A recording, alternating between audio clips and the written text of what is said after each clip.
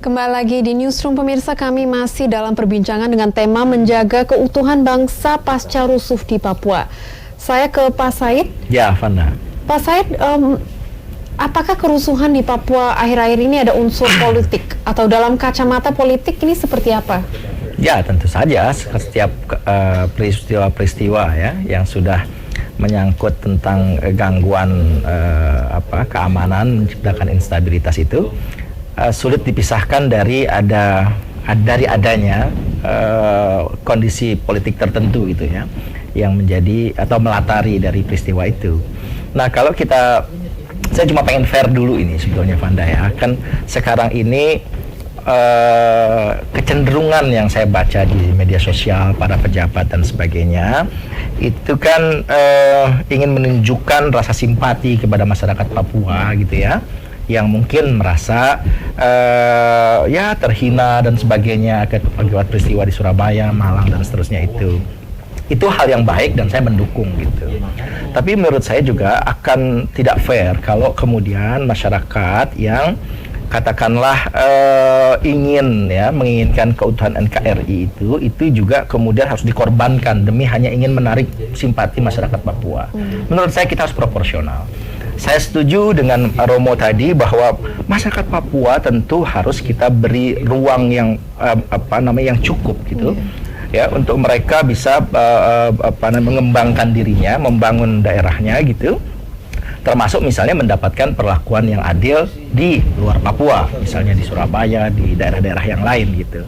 Nah, bahwa kemudian ada pihak-pihak yang mungkin tidak bisa membaca situasi masyarakat umum, itu kan kadang-kadang dia hanya mendengar, oh kalau di Papua itu ada kelompok separatis, oh berarti kalau orang Papua itu dia tidak NKRI, maka kemudian menjelang hari kemerdekaan mereka berusaha untuk menunjukkan jati dirinya sebagai rakyat yang cinta NKRI, ingin mengingatkan saudara-saudara dari Papua bahwa tidak boleh sekali-sekali misalnya mereka merusak simbol-simbol semacam bendera dan sebagainya. Mungkin itu yang melatari.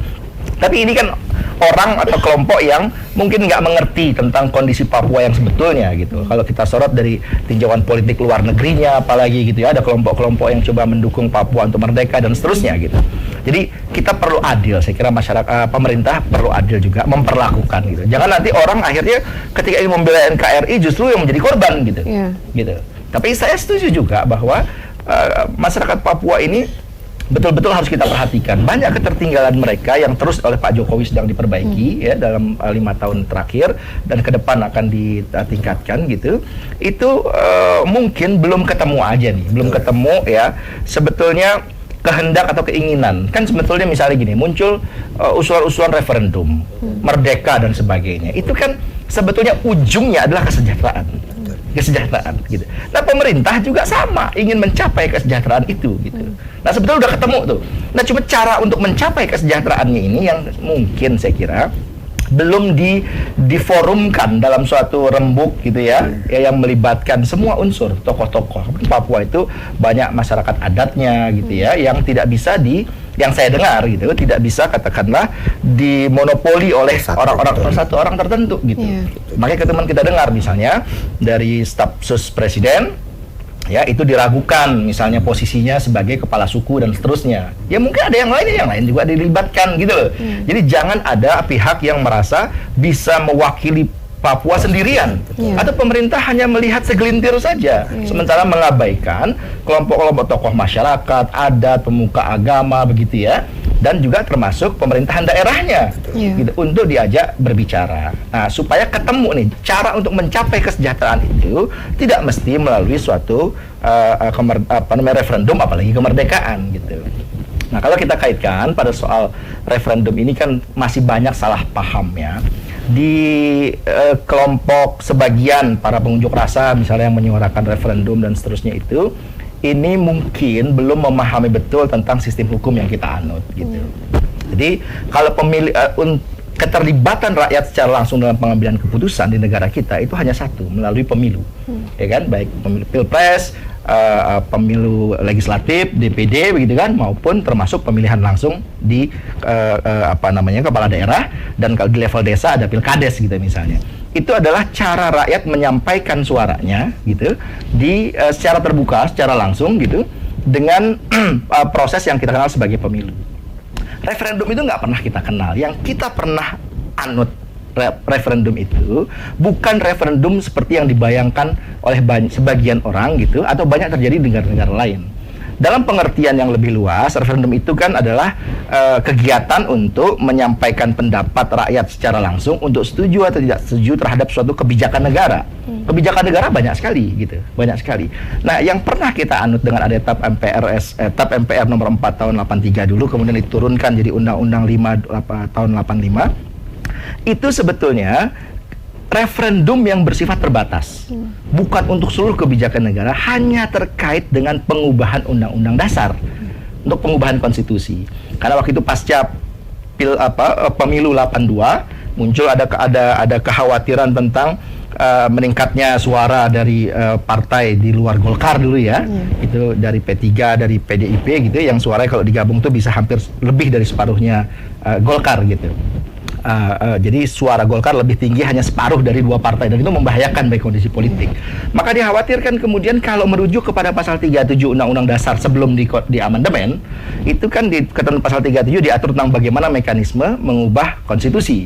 Nah, ada muncul kekhawatiran, wah ini kalau umpamanya dibiarkan, khawatir ini kemudian kelompok politik yang katakanlah tanda kutip oposan pemerintah ini masuk bisa mempengaruhi kelompok di MPR, ini konstitusi bisa diubah. Padahal kehendak rezim saat itu Soeharto ini ingin mempertahankan. Maka dibuatlah dimintalah kepada MPR untuk membuat TAP tentang referendum itu, dan kemudian turunannya di undang-undang. Nah, di undang-undang ini dibuat hanya terbatas pada soal pengubahan undang-undang dasar, bukan untuk kebijakan negara yang bersifat luas. Gitu, hanya untuk itu saja. Nah, karena dia bersifat terbatas, maka kalau kita ingin merujuk dulu, kita pernah ada referendum, ya bukan referendum yang misalnya soal kemerdekaan dan sebagainya, bukan. Referendum hanya terbatas pada soal pengubahan konstitusi yang menyimpang dari ketentuan undang-undang dasarnya sendiri di pasal 37. Kenapa menyimpang? Karena ada muncul kekhawatiran, ada gejolak politik dan seterusnya gitu ya. Ada kekhawatiran dari dimensi politik rezim saat itu. Nah, oleh sebab itu, tapi kan kemudian belakangan ini kan TAP-nya juga dibatalkan, ya kan, nomor 4 dibatalkan di tahun 98 menjelang kita setelah reformasi ya di era Pak Habibie. TAP itu kemudian yang TAP nomor 4 itu dicabut dengan TAP nomor 8, Undang-Undang nomor 5 itu dicabut dengan Undang-Undang nomor 6 tahun 99 di era Pak Habibie. Nah, karena kita masuk dalam fase reformasi. Jadi setelah itu nggak pernah ada lagi referendum. Pertanyaannya, kalau tidak ada artinya boleh atau tidak boleh? Ya dalam hukum itu sebenarnya sepanjang tidak dilarang artinya boleh. Tapi boleh yang dimaksud harus juga dilandasi oleh aturan hukum. Nah, aturan hukum mana yang membenarkan saat ini atau memberi ruang untuk pelaksanaan referendum? Nah, itu tidak ada. Nah, saya kira jadi soal tuntutan referendum dan sebagainya, pemerintah ya perlu tetap mendengarkan ya dan bisa merangkul lah saudara-saudara kita di Papua ini untuk tidak menjadikan referendum sebagai satu-satunya opsi. Masih ada opsi-opsi lain gitu yang bisa ditingkatkan, yang ujungnya adalah pada soal kesejahteraan dan perluasan lingkup dari organ-organ kekuasaan yang ada di lokal sana, yang semestinya juga bisa lebih banyak melibatkan orang-orang Papua sendiri, bukan orang-orang yang katakanlah sebut saja sebagai pendatang dan seterusnya. Jadi organ-organ jabatan yang ada di pemerintahan ya, di legislatif, di eksekutif dan sebagainya itu juga saya kira perlu menjadi perhatian agar diberi ruang kepada masyarakat Papua untuk membangun daerahnya sendiri, agar bukan orang lain yang datang ke situ gitu. Baik Pak Said, kami akan membahas lagi tentang ini setelah jeda yang satu ini. Pemirsa jangan kemana-mana, tetaplah di Newsroom.